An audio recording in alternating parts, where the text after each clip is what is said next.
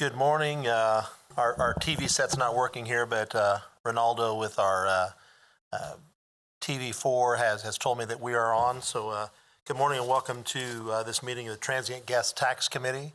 My name is Tony Emerson. I get the honor of chairing this committee, and if my cohorts here can introduce themselves, please. Mike Lester, District 9. Aaron Mays, District 7. And we're joined by Mary Feeney, our Assistant City Attorney, and Nick Hawkins, our Interim Finance Director, and our very capable Assistant, Liz Toyne. So the first thing I'd like to do, we call the meeting to order. I would ask if everyone's had a chance to review the minutes here, and if you have, I would take a motion. Motion to approve. Second. Okay, it's been motioned and seconded to approve the minutes from our November 26th meeting. All those in favor say aye. Aye. Aye. Opposed, same sign. Okay, the motion carries 3-0. And now we come to the main topic of discussion for this morning. That's a discussion of the modifying the Sunflower Soccer TGT Fund. And I would recognize, I believe, Mr. Fletcher from Sunflower Soccer would like to make some statements on that. Excuse me one second.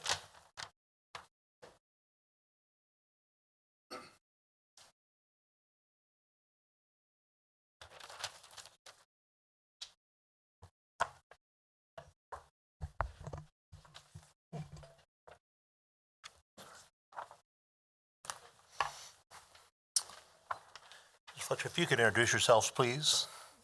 My name is Andrew Fletcher. I'm the Executive Director at Sunflower Soccer Association. Great. First of all, thank you again for the time and allowing us to present. I sent some documents to the committee just a few days ago.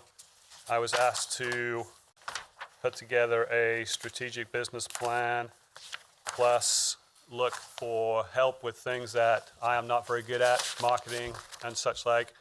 And so we went out and we found company Jim Allen Marketing, and Jim is here today to provide support if there's a question I cannot answer. And so the documents that were put together, it's been a several week process. A lot of work has gone into it. So if you have questions about that, I will be more than happy to answer them. I also was asked to put a presentation together to take the resolution and look at immediate needs for Sunflower Soccer and then more long-term needs. So we went ahead and did that, and I will just take a couple of minutes. We'll put them here up on the screen. So our immediate needs would be regrade 2 existing fields, and then the creation of a championship field, and I'll show you what that looks like here in just one second. And then secondly, replace our maintenance shed with a new multi-purpose facility, which would include additional parking plus extra practice space. First of all, regrading of the fields. So fields 3 and 4 would become what we would call a championship field. Use for it during the week would be local private high school games. Discussions have already taken place with Cornerstone and Cap Paravel. I have a representative here today from Cornerstone. For this field, that would become their home field, so it would be used on a daily basis just for games. This would also include hosting out-of-town private school tournaments. So for example, last season we had teams from Wichita, Minnesota. In May, we already have teams coming up from Wichita and from Kansas City. Then we would take fields 1 and 2, which would be regraded to create smaller 7v7, 9v9 fields. This would meet our practice recreational league demands, plus allow us to expand on our tournaments. This proposal would also include creating more practice space at our facility so we could continue to grow our new competitive programs. We went out and we hired a company to come and look at our facility, and they created a rendering of what the championship field would look like. You can see it up there on the screen. I believe it's also on the PowerPoint. So the new practice area would be right there closest to the parking lot. And then also you can see the oval where the field is. That would be an area where we would host cricket. So we've been in discussions with the local cricket league, also discussions with Sunflower State Games to host their cricket competition at our facility.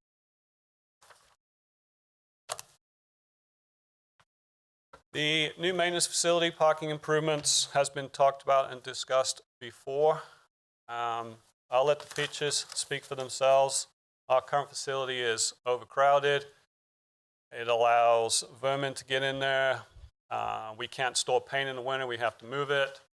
So the plan would be to build a new 2-garage maintenance facility where the old house currently stands, use the surrounding area for additional parking, and then create extra practice space for our expanding program.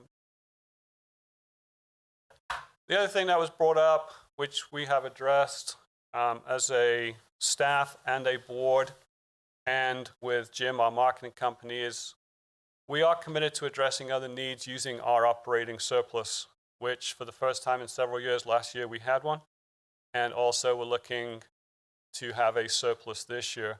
Recent purchases, we've talked about this before, new pump irrigation heads. We purchased last year 16 4v4 goals, and we currently have a bid out for 8 new 7v7 goals at a cost of approximately $8,000, including nets.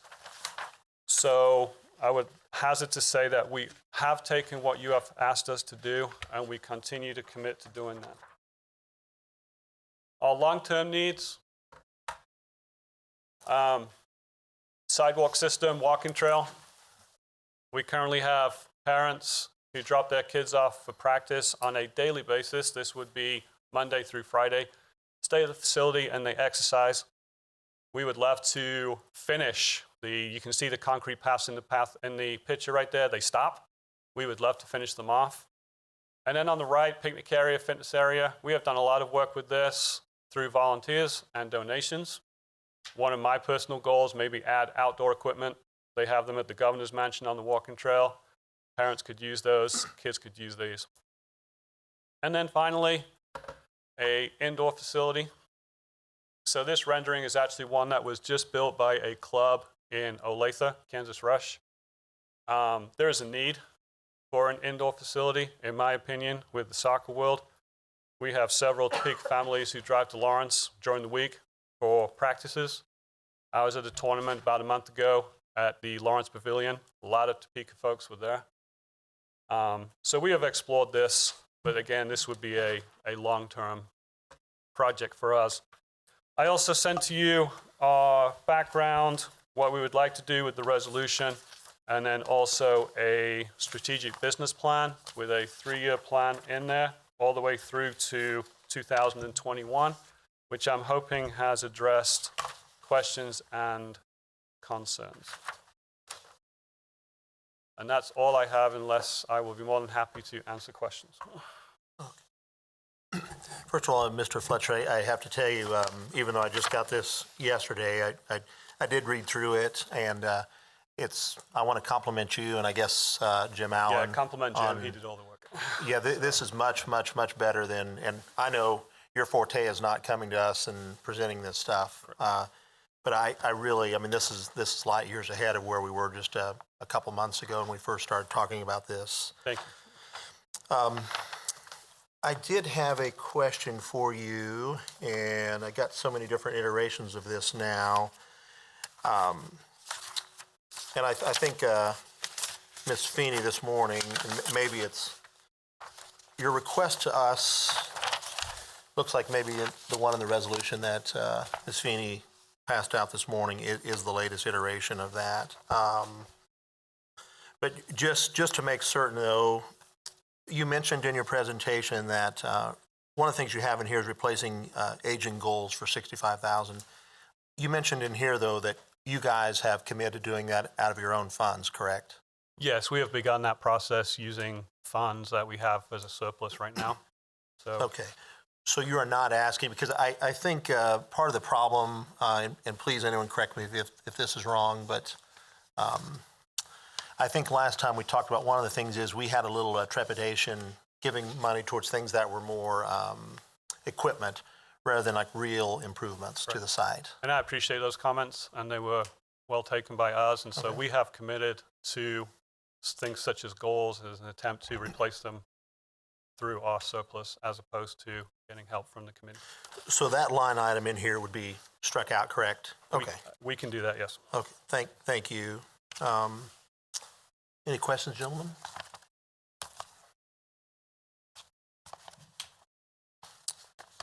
Is there anyone else that would like to speak to this proposal? Sure, come on up, sir, and please introduce yourself. And Thank you. Thank you, Mr. Fletcher. Hey, good morning. I'm John Ginzel. I'm a father of 6. I also am the head coach of Cornerstone Soccer right now. And I've also coached my youngest son for the last 3 years. And when Andrew asked me to come, excuse me, to today's meeting, I said, well, what's this all about? Kind of give him the same spiel he gave you guys with the big picture. What I will tell you, being out at those soccer fields for the last, so my oldest is 23. I'm not good at public math. So 23, 18. It's probably been about 15 years, 14, 15 years. And one of the things that's kept me involved in this is Andrew's vision for what he really wants to do, and not just for soccer, but really for our community. We know that I really believe that we can draw people from other communities, at least west and maybe even south Emporia, with facilities that are improved. And again, I would agree with you. I think his long-term plan, it's a good one. I'm not sure where he started, but just seeing where this is going, where he wants to take it with the board there. So we'd really greatly appreciate any support that you guys could give to him for the long-term solution here to, again, providing better facilities here in Topeka. Thank you. Questions? I would like to ask you, and I'm sorry, I didn't catch your last name. I'm sorry, John Ginzel. Ginzel, okay. Thank you, Mr. Ginzel. He mentioned that Cornerstone, this would be... A home field is what we talked about. One of the problems, obviously, we have is a homeschooling co-op. Approximately, we're from 150 to 200 families. We continue to grow. Last year, actually, we had our largest amount of young adults, young men who came out. We had over 50 young men that wanted to participate. And, of course, one of the things that I had to really push for is they wanted, where are we going to be practicing? Good fields. And, of course, I worked with Andrew on that piece because, obviously, we wanted to play in fields, one, that were safe, or should I say safer, no holes, no huge divots, just good fields, good grass fields. I do know from traveling around the Midwest, Sunflower is known for the quality of their fields in the Midwest, which I didn't realize how poor some of the other fields were until we went and played there. Even in some of the metropolitan areas in Kansas City, the fields are horrendous. So a lot of people love to come here and play at Sunflower. And again, hopefully we're going to be a bigger draw, especially if we have our own home field. The other piece that I had to ask Andrew was, would there be, again, also practice fields close enough by? And as you can see in the in that drawing, you know, it's going to meet all of our needs, and not just our needs, but also those of Care Paravel, another private school. So, and obviously we'd have to work out our schedules, you know, if this comes to fruition. And thank you for that. If I may ask a follow-up to you, please. You bet. And there'd be some sort of rent or something you paid, is that correct? Yeah, and those are some of the details we would have to work out with Andrew. And again, we get enough from the fees that we collect from the families to accommodate that and then some. Okay. Sounds fantastic. Gentlemen, any questions? Nope. Okay. All right, thank you. Thank you, Mr. Ginzel. Does anyone else wish to speak to the proposal? Mr. Beck, and then you'll be next.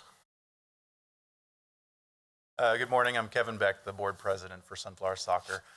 Don't have anything new to present other than I do want to issue our full support from the board for what we have presented and what Andrew's prepared for you today, as well as what Jim Allen has prepared. We have all been involved in the process, reviewing the documents and approve of where we're headed in this direction. We're excited for this direction. So as you see, the picture behind you, you can't see it, but the one that's behind you is an exciting piece of the puzzle that we look forward to. It helps us expand our programs, helps us expand outside of the soccer world, and helps promote Sunflower State games. So it's more than just Topeka in general, it's the state. And then beyond that, tournaments, bringing in people from out of state. So just wanted to let you know the board is fully behind this presentation and product, and stand for any questions you may have for us. Kind of easy, Mr. Beck, today. All right. Thank you. Yes, ma'am, if you could please introduce yourself. I will. I'm good. I'm used to that. My name is Terry Roberts. I'm a registered nurse. I happen to be the executive director of a specialty nursing organization headquartered in Topeka, Kansas. Fantastic. We keep a low profile, the American Holistic Nurses Association. Okay. But I wear a couple other hats. I'm on the Heartland Healthy Neighborhood Steering Committee for our community and work with the hospitals and the public health department on how we can work to improve the health of Shawnee County. I also serve currently as the chairperson for the Shawnee County Parks and Rec Advisory Committee. Okay, I was originally appointed by Richard Harmon and then reappointed recently. And that's the capacity in which I would just want to speak about really infrastructure needs relative to sports facilities and the quality of life. As you know, the whole Momentum 2020, I go to some of those meetings and, are with people that talk about our trails and other things that we need to do. I just want to say that, being with the Shawnee County Parks and Rec, I know that we are committed on behalf of Shawnee County, which includes Topeka since the five years ago when they consolidated, programs for children and adults, sports, arts, theater, not limited to sports. But today you're talking about a sports facility, and I think Mr. Fletcher did a great job of pointing out some other opportunities that they're looking at. Parks and Rec, we attempt to support, recognize, and facilitate this for all citizens, not to duplicate. That is not our intent. And we do recognize that SSA has had a very strong soccer program for many years, and we're pleased that they are here. We were pleased when the Lodging Association did this a number of years ago, put the resolution forward to increase bathroom capacities, and I know that's an issue mainly for women as opposed to maybe for men. I've been out at Sunflower Soccer. I had a collegiate soccer son. He's now 28 years old, okay? And I still am very supportive of SSA, as you can see. Soccer is a sport that girls and boys, men and women can participate in equally, and I bring that up because that's not true of all sports, okay? And I just wanted to add that because of Sunflower Soccer in our early years, we now have all high schools and even our private schools that have soccer programs. Some of them are combined programs. I know the Parochial League has combined men and women in their eighth grade soccer programs. But we also have a women's soccer team at Washburn University. Now, were we the instigators of that? No, but we really facilitated that in our community. And as a parent of a collegiate soccer player who got a scholarship to go to college on soccer, one of the things I thought of was, well, maybe we need to get how many soccer scholarships we give because in the city at the high schools, because there are quite a few. There are really quite a few, because all but I think 3 community colleges in our state have soccer programs. They don't all have football programs, and some have both. But I just put that out there that I think infrastructure like this is important. And it flows from the whole issue of quality of life. What do we provide for the citizens, for our children? We provide education, and we provide recreational activities to keep them occupied. Thank you. Thank you, ma'am. Any questions? Thank you. Mrs. Roberts. And it looks like we have another gentleman approaching the podium here. Could you please introduce yourself? Yes, sir. Jim Allen. I'm with Allen Coleman Marketing. Thank you Good morning. very much.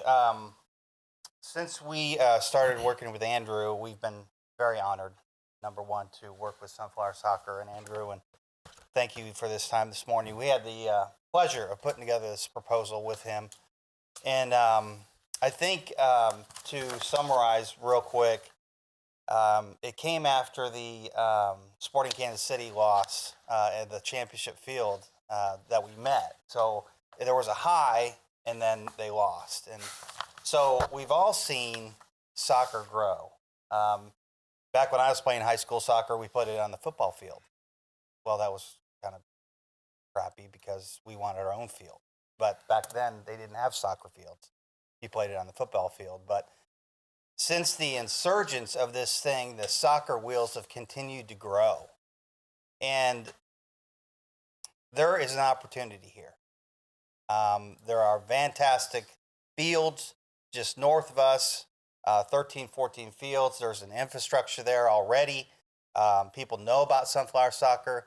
There's tremendous traffic going to and from north and south. There's great exposure for the program, but there's a real opportunity here to show progress with a sport that is growing, and our youth is into it.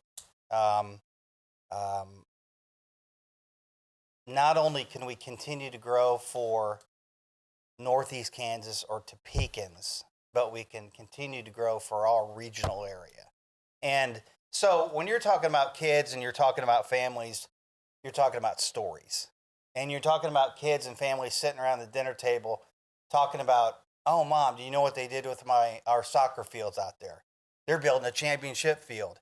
And so there's pictures that get taken, and there's stories that get done, and that gets shared on Facebook and Instagram and on the telephone with grandma and aunts and uncles. And so you put a little bit of effort or infrastructure or resources to an already popular thing, and you're already going to get progress and you're going to get results. And we just, stories sell. And so you put a little resources into something that is already growing, and it'll just build more momentum. And anything to do with kids and families and sports is going to build from within, and it's good stuff. So from our perspective, it's been an honor working with Andrew and Sunflower Soccer. It's been a real honor, and very thankful to be talking with you guys this morning. So appreciate you. Any questions for Mr. Allen? Oh, thank you. Okay. Thank you. Come on up, ma'am, please, and introduce yourself. And Hi, I'm Jerica Henderson. I am a volunteer coach out at Sunflower Soccer, lifetime Topeka, except for a little 9 months where I went to Salina. And I just wanted to talk as, I am on the board, but I want to talk as a parent. I remember playing on these fields when I was 5, and I won't tell you how old I am, it was a while ago. And I have a lot of family-friendly memories out there. Like, I looked forward to going to Sunflower Soccer. And when I had kids, I have 2 kids. One is 8, one is going to turn 6 tomorrow. And I volunteered immediately when I could start coaching. I love the facility. I love where it has came from and where it's going to go. And meeting with Andrew and seeing the competitive Topeka Soccer Club come, it makes me excited as a family member and a volunteer of the community to have this as a possibility in Topeka. My roots are here. I want it to grow, and I think putting the money back into the youth sports area, especially here, would be amazing. That's all I have. any questions for Ms. Henderson? No. Thank you. Thank you. Appreciate your comments. Is there anyone else that would like to speak to this? Is there anyone that would like to, please come on up, either for or against the resolution at this point? You could please introduce yourself. Kurt Young, Executive Director of the Topeka Lodging Association. I think you've known our position on this pretty much from day one.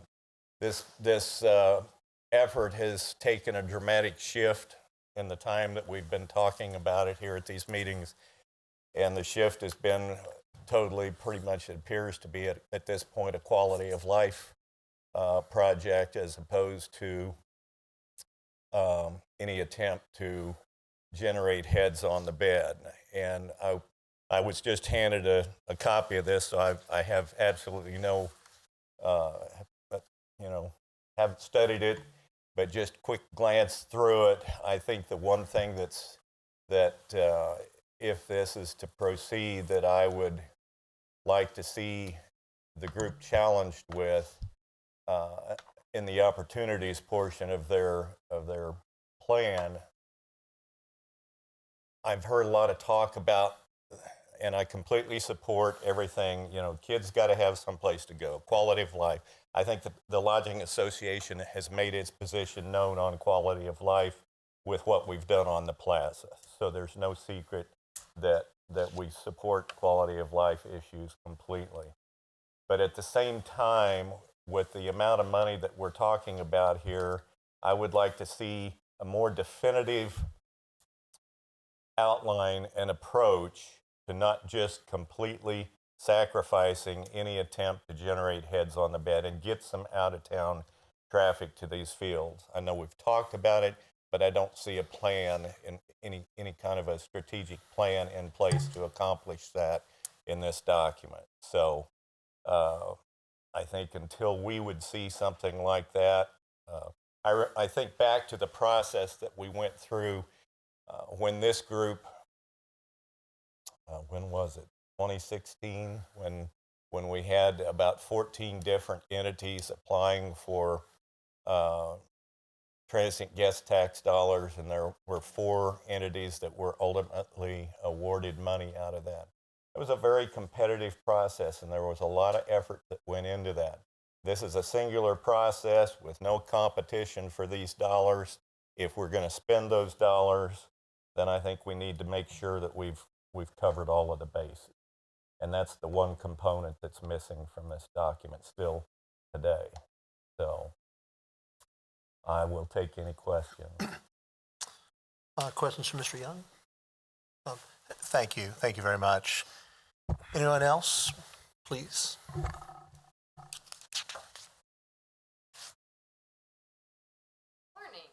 Good morning. I'm Christy Clacy. I am here this morning as the chair of the board for Visit Topeka. Unfortunately, this is my first duty, but the board of directors has unanimously voted. We are opposed to TGT dollars being spent in this capacity. It has become a quality of life issue. These funds need to be used to bring tourism dollars to Topeka. Quality of life, they have different pools of money for that to draw from. I'm a parent. Outside of my role as chair, all my friends play at kids play at Sunflower Soccer and drive to Overland Park. So I get both sides, but this pot of money needs to be used to bring tourist dollars to Topeka. And right now that is not what's happening, and this proposal won't do that either. So that is all I have to say. I can answer any questions. Any questions for Ms. Clacy? Sure. Mr. Mays. Are there any aspects of this plan that you feel would bring tourism dollars? Not right now. I think the tournaments that they host right now are a lot of people from Topeka driving north, and Emporia, where they go home at night. I don't see any marketing where they say we're going to go to Nebraska and bring big teams in that are going to stay the night and spend money and hotels and dollars right now. That is nowhere in this plan. So no, I don't see that. This seems to be a youth sports facility for Topeka, which is fantastic. I mean, I fully support that, but not with the use of these funds. Thank you very much.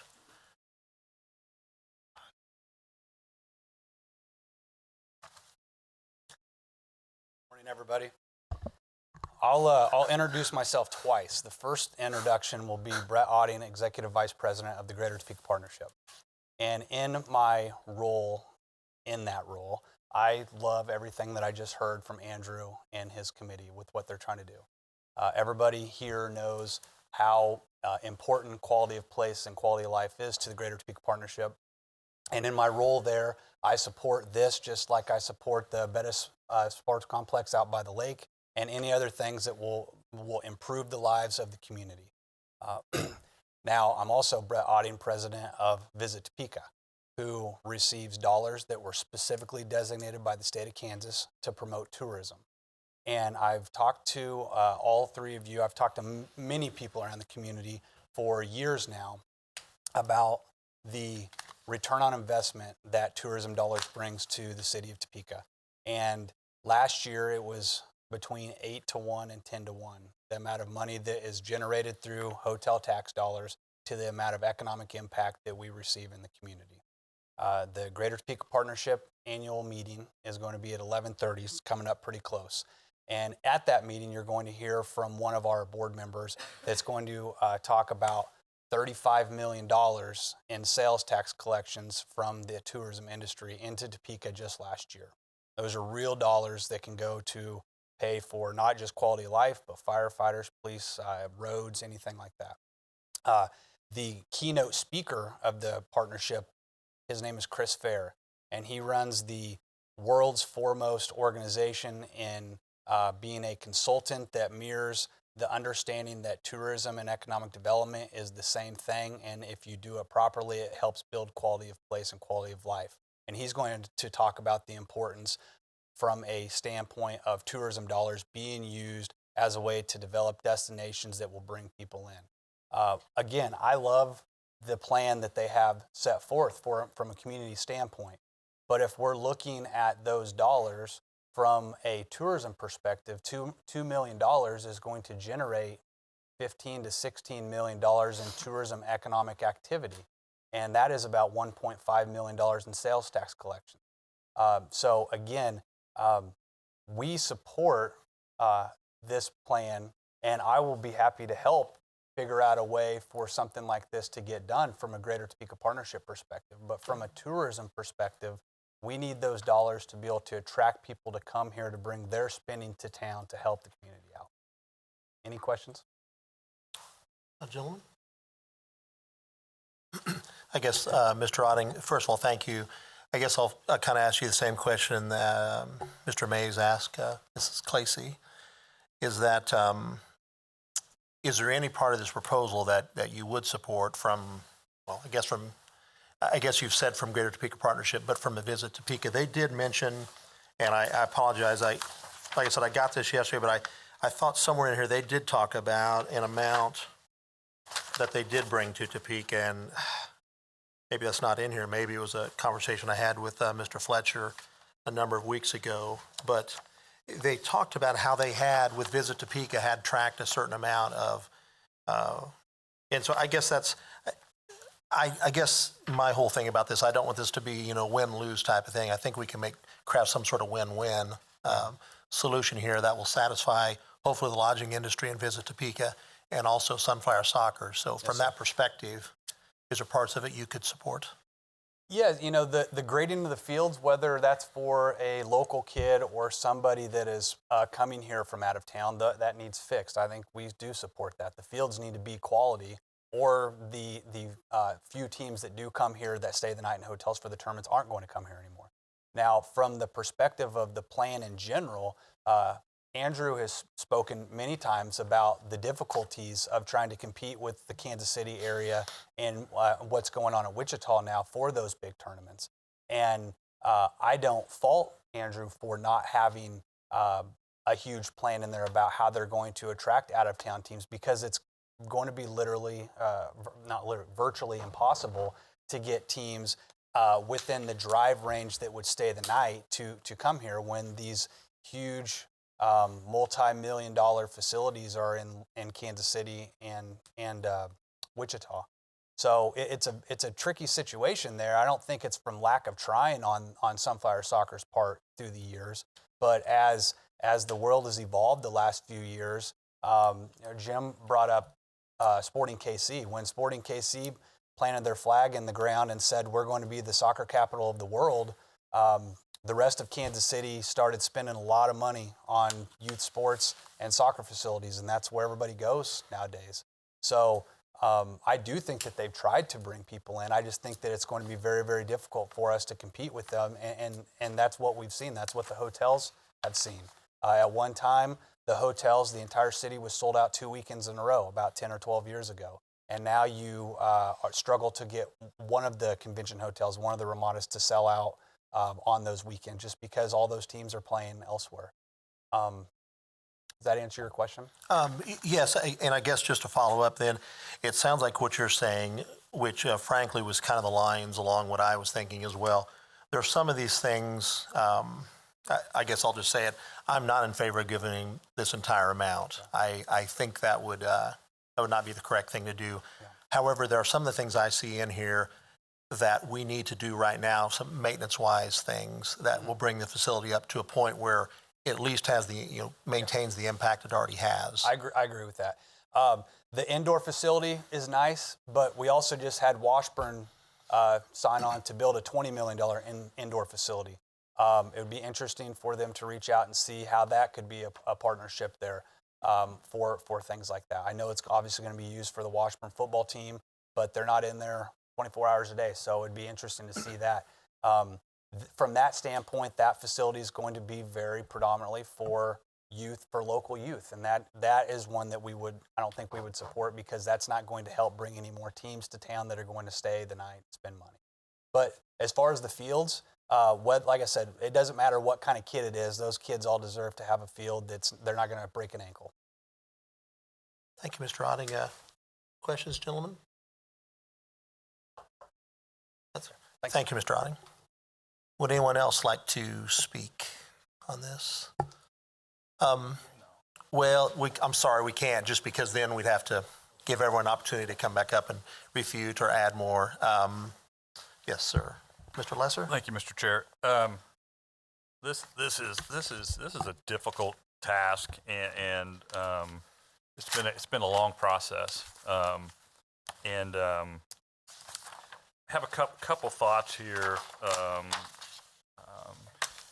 in regards to trying to balance the intent of the funding mechanism and where the money comes from, as well as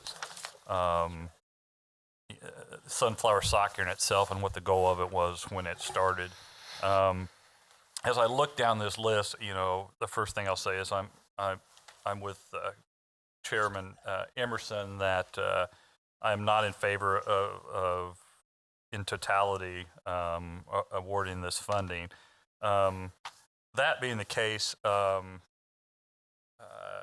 to say that Sunflower Soccer does not create any heads on bed, does not generate any local income, is not accurate. I don't know if these numbers in their report, the 4 tournaments alone determined by Visit Topeka generated between 80 and 118 direct spending per tournament. So I don't have to be a rocket scientist. I've lived here long enough to know that people fill up with gas, people eat here, people go to the movies between tournament games, people buy snacks, et cetera, et cetera. So there is value there. The other piece that I've talked through the beginning of this process to a certain extent has been sustainability. And that's been my main concern of Sunflower Soccer and sustainability. As I look at the profit and loss, as I've requested those from the beginning, it's not real impressive, quite frankly. 2016, we lost $32,000 loss. 2017, $47,000 loss. And 2018, it looks like an $18,000 profit, which is, in my opinion, is one thing, and it's one thing and you're done. One bad situation, and then your report talks a little bit about one tournament, I think in Wichita, that talks about they're taking advantage of the conditions and stuff that could affect the profitability of the Governor's Cup. So that being the case, I don't know how realistic the 2019 profit and loss projection of 26,000, even if it is accurate, is not a whole heck of a lot of money. All that being said, it's my position that we do need to fund some of the infrastructure parts of the facility that does help to bring the facility back up to speed, makes it attractive for teams to come in here. And when I say that, I'm talking about the championship field with a budgeted cost of $200,000, the recrowning the existing grass soccer fields at $234,000, and quite honestly, it's quasi quality of life, but I think it does help with the experience that people who do come from out of town in regards to the sidewalk system perimeter walking toward all 120,000. I do know, and I recognize one of the things that you had is to replace the maintenance shed with new I don't see that as bringing heads on beds. I don't see that as an income producing arena. I see that as something that you need. Probably the one thing that I am a little bit disappointed about of the business plan, even though is well done, is I've kind of harped a little bit on a foundation, starting to create those relationships. And I think this is the perfect opportunity where, as Councilman Chairman Emerson said, of trying to accomplish a couple of the same things. And I think this also gives you the opportunity to do a capital campaign as an organization and as a foundation, and establishing that to raise the money for your maintenance shed and the multi-purpose facility and stuff. And we've had lots of people come up here and talk about how my kids played there and how supportive it is and all those type of things. Well, it's time to put a little bit of that people on those people that said how great of an experience it was and how important it was to growing up and raising a capital campaign and doing that yourself. I think then in doing that, to me, the next thing that makes the most sense, but I'm certainly not at this point convinced that it's time to do it, honestly, is the indoor facility as far as heads on beds and creating people to come in here, as Brett kind of talked about a little bit. Then you can combine with possibly the Washburn indoor facility where you're having tournaments at both times that are bringing people in.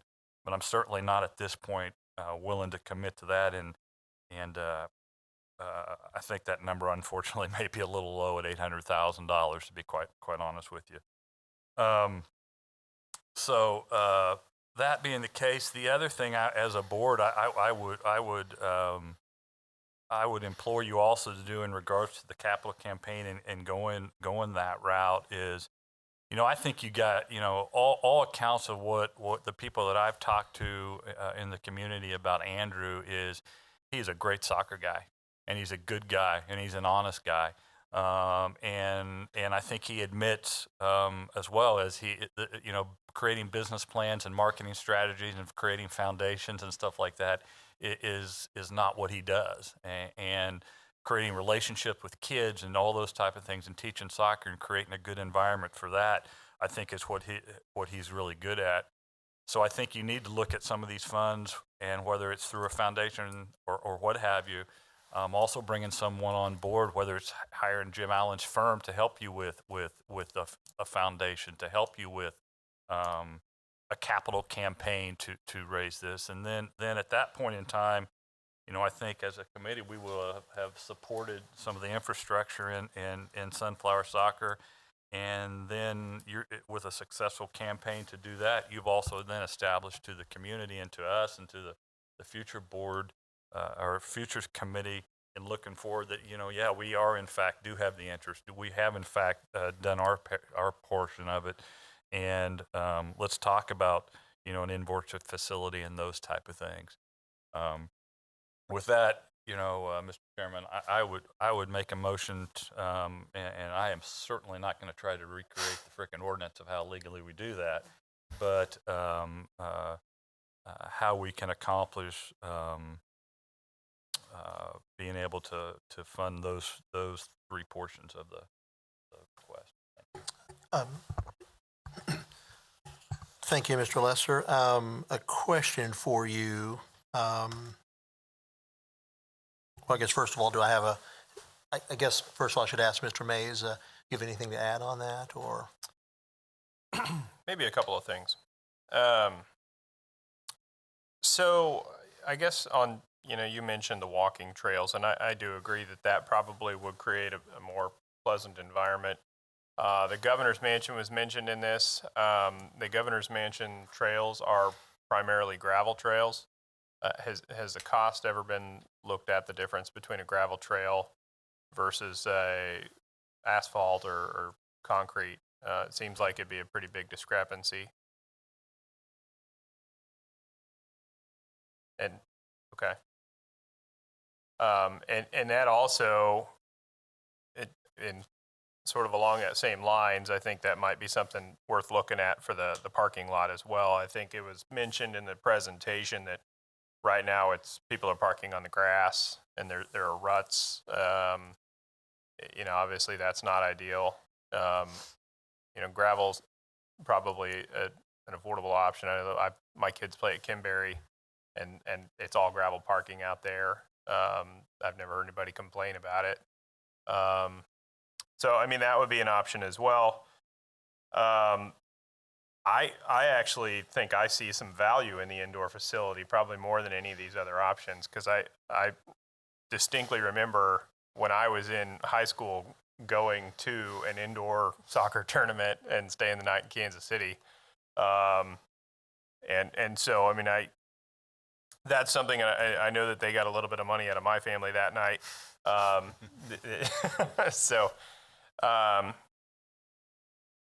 However, it is a pretty big price tag, and I think a lot of these things could be pared back. I mean, $150,000 for the lighting in the parking lots. I don't know what the parking lots look like at night right now. Are they completely dark? Okay, so I mean, maybe a few light poles would be good. I don't know that we need $150,000, and I'm not really sure what the cost of a light is, but that's certainly something that probably could be looked at. And people don't want to feel unsafe, or maybe they leave a car overnight. They don't want to run the risk of it getting broken into or something. But I don't know that I would support the goals necessarily. I see it looks like that maintenance shed probably needs to get done. I don't know that this is the proper funding mechanism for it. I mean, I think there's merit to a lot of this, but I think we could maybe get a little more creative to kind of pare the cost down. Thank you, Mr. Mays. A question, if I could, for Mr. Fletcher.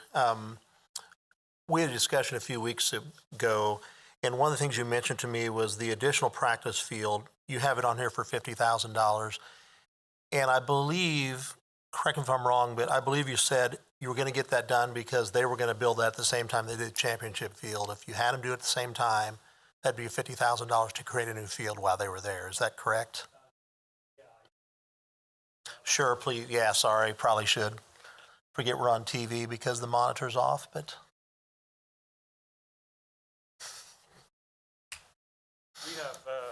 We have used Martin Lane, laser leveling, and one of the things we've talked about is, again, this is the educator now, not the businessman. The more we do at the same time, the less expensive it is. So if his bulldozers are already there, then that's why we put into the presentation, if you do the championship field and regrade 2 other fields and create the practice field area at the same time, it would be cheaper because the equipment and the manpower is already there. So the practice area is part of the rendering for the championship field. In between where the game field is and the parking lot, kids will be able to practice there. We also have a small area to the south of our parking lot that we have talked about creating practice space right now. So that would be something we would try and get done if it was cost prohibitive while the bulldozers are already there. Okay. Any other questions for Mr. Fletcher about this while he's up here? Thank you. Thanks. So I guess to kind of to reconcile, it sounds like there are several things that both you gentlemen, some common things, and as I agree, and I'll tell you, when I was looking at this, both you guys have made kind of compelling things about the maintenance. You're right, that's something that they could probably fundraise or do something to come up with, especially the demo. Is that really something we should use infrastructure dollars for? So yeah, when I kind of went through yesterday and kind of did a list, the things I was looking at was the maintenance shed, recrowning the fields, the additional practice space, the championship field, and then I had in there the northeast parking area. And I should have asked Mr. Fletcher, but you don't have any lighted fields, so you can't play night games, do you? Okay, so even though I recognize, it's nice to have lights in the parking lot, shouldn't be a lot of people out there at night if you don't have. So I wouldn't be in favor of that just for that reason. But I guess let me ask, knowing that the committee is going to change after this meeting, I think we're going to lose Mr. Lesser. Is this something you gentlemen want to try to come to a consensus right now today? Or do you feel like you need more time to think about this, or? I mean, I'm fine today. I'll go at whatever you decide. Okay. Mr. Chair. Yes. I think it would probably be ideal to try and wrap this up. Otherwise, we're going to have a learning curve with the new member of the committee. We've had, 3 meetings on this so far. I think starting from scratch with a new member might be a little cumbersome. Right. Sure. I would tend to agree with Councilman Mays, and I'll address I'm on the same page with Councilman Mays in regards to. I think if from a heads on bed perspective, looking at, I do agree with him that probably the indoor facility is the one item that does make the most sense from that perspective. So I don't want to. I do agree with you on that. That being said, I just would not be in support of at this point in time until we can present a little bit more of a track record and a partnership. And for something like that to succeed, there's so much more that has to be collaborated in regards to who's going to play in their studies of all those different things. I just think it's way too early to take a look at that. And that's why I like the idea of some of the things we talked about. And then a capital campaign where they as we talked, I said, they then show that they have the support of their organization, the former people who played there, et cetera, that step up and support as well. So just wanted to clarify that. And so just so I understand you on that, you're saying you would be in favor of the long term of doing an indoor facility there through some sort of, but not right now until we're a little further along and see their track record with Mr. Fletcher. Is that? I think there is a possibility that an indoor facility could end up being not only an asset to Sunflower Soccer, but as well as to Topeka, as well as creating additional heads on beds and revenue for the community. I think for a variety of different reasons, I don't think that Sunflower Soccer is in the position, or shown me in the position, is looking at the financials that making that type of expenditure is warranted at this time. I think also by creating the championship field, recrowning this, and doing some of these other things along those lines, gives an opportunity for the organization to accomplish what they are telling us is the reason they need those things. And then if that's successful, a campaign solves some of the other needs, then I think that it definitely warrants more conversation and more investigation. But saying, hey, we're going to solve these problems by giving an organization that's lost money, 2 of the last 3 years, and is at this point in time, by the skin of their teeth, a checkbook for $800,000 just doesn't make a whole hell of a lot of sense. Thank you, Mr. Lesser. So gentlemen, here's what tell me if this is maybe the consensus right now, and obviously we'd have to do a motion and a vote, but so right now I've heard all of us kind of give support to a championship field, which is $200,000 in here. Is that? Yes. Sidewalks for up to $120,000, and with the thought that they would look into cheaper options, for instance, like a chat or something like they have at the governor's mansion. Recrowning these fields for $234,000, and the only other thing I would add is the $50,000 for the practice fields, because that would be done while they were doing the grading for the championship. If we would do that, that would be $604,000, which would leave about close to $3 million for other uses. That, I guess my thought on that is that's something we should probably go through a similar process like we did this originally and maybe reallocate those to competing proposals. Yes, sir. Mr. Mays, go ahead. Couple things I would maybe recommend also. I think there could be some merit with the outdoor gathering space and fitness area for $16,000. I think that's a pretty small in the total cost. I wouldn't mind putting that back in. And then for the sidewalk system and perimeter walking trail, rather than doing it at 120, I'd probably want to knock that down to a lower number. And any number in particular? Let's, I mean, I would say maybe 60,000. Cut it in half. Okay.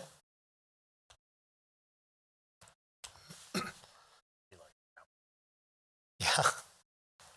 The Bettis family thanks you, sir. Easier on the knees. So with that, during the championship field, 200,000, allowing up to 60,000 for the sidewalks, 234,000 for recrowning the fields, 50,000 for the practice field, 16,000 for the fitness area. That comes to 560,000, which would leave a projected fund balance of, at that point, yeah, it's just going to be right about $3 million. And I guess a question for, yes, sir, Mr. Hawkins. Say that projected fund balance would be at the end of 2032, so that wouldn't be a current fund balance. Right. Correct, right. Great, that's a great thing to remind everyone. This is not money sitting in the bank. This is through the end of the TGT Right. current transient guest tax. Yes, 2032. Right. Thank you. That's a good thing to point out. Yes, sir. Mr. Mays, please. One question also on the championship field, would that have lighting included on it? And if there were to be lighting added to the championship field, how much, any idea what an estimate would be on that? Okay. Yeah, so that everyone watching, hundreds of thousands of people watching, that was 180,000 is what Mr. Beck, who's recently been doing some work on sports facilities, estimated the lighting cost would be for the championship field. You have something, Mr. Lesser? The only other thing I would add, like I said, is we just have to have a little skin in the game as well. I mean, I give the example. I mean, it can be done when there is support. I give a little bit of example. The Seaman baseball field up north, the lights were all raised on a donation, and Coach Bushnell raised the money to turf the field. So those were not paid for by school district dollars. So I mean, there is, there are mechanisms out there, for organizations to have some skin in the game, and I think this accomplishes kind of what you had wanted to do. Both things. It gives a significant amount of funding to get the ball rolling, and then hopefully with their part, then as we move forward and create a track record, we can do additional things if they make sense to both heads on beds as well as. Okay, well, gentlemen, with that, and I guess, Ms. Feeney, anything to add here? I'm kind of, if we could maybe go through, I think I can identify what you're willing to recommend support for. So let's just go through that. It would be the championship field at a cost not to exceed $200,000. Correct. Recrown existing grass soccer fields at a cost not to exceed $234,000. Complete sidewalk system and perimeter walking trail not to exceed $60,000 as per Councilmember Mays. Outdoor gathering space and fitness area at a cost not to exceed $16,000. And finally, create additional practice space at a cost not to exceed $50,000.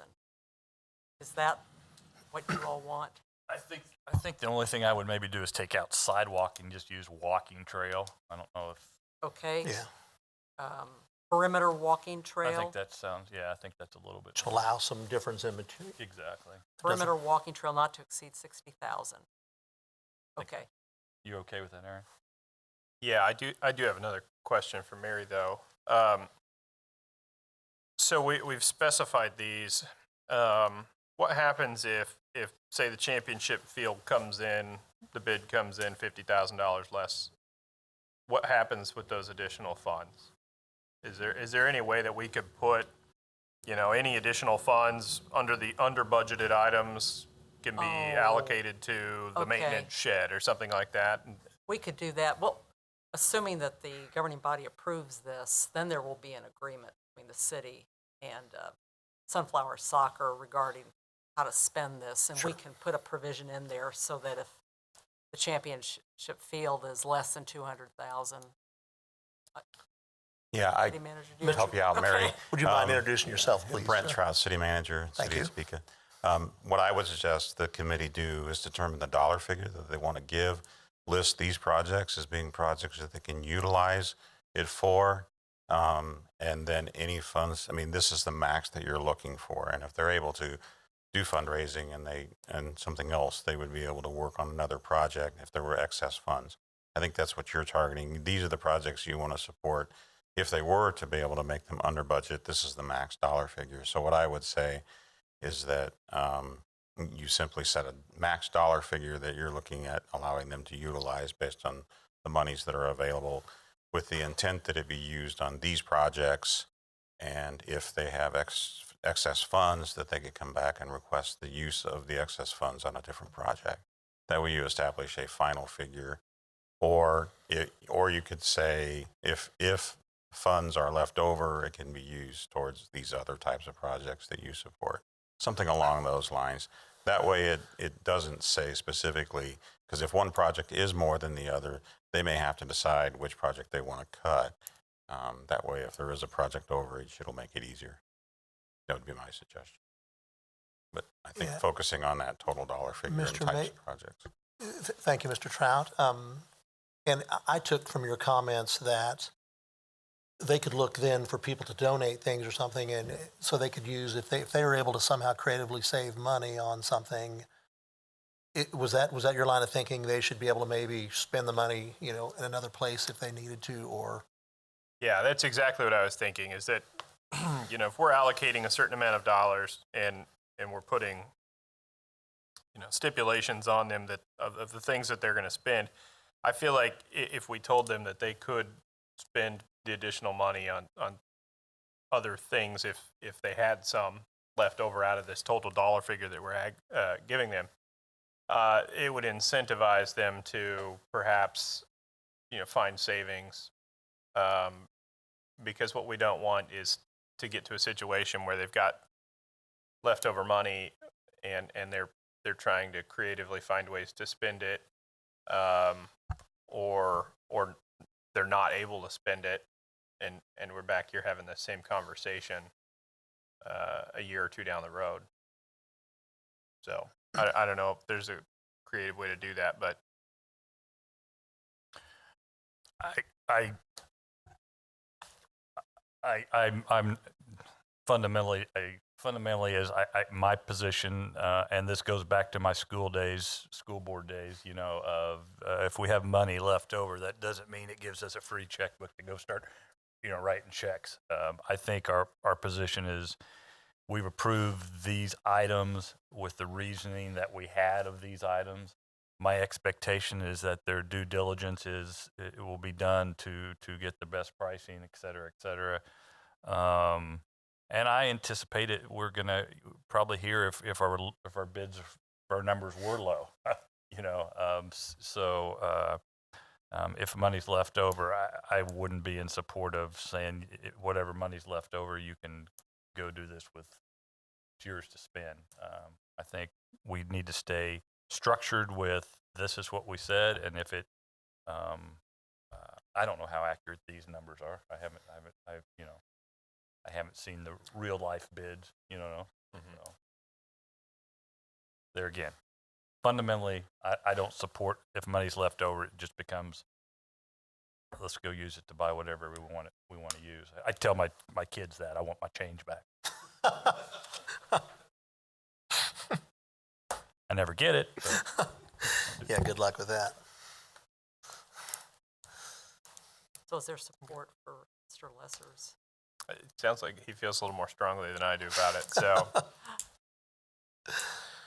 Yeah, it's definitely a tough line because you want to incentivize them to save as much money as possible. On the other hand, like Mr. Lesser said, you also hate to incentivize spending, and that's something I struggle with in government all the time.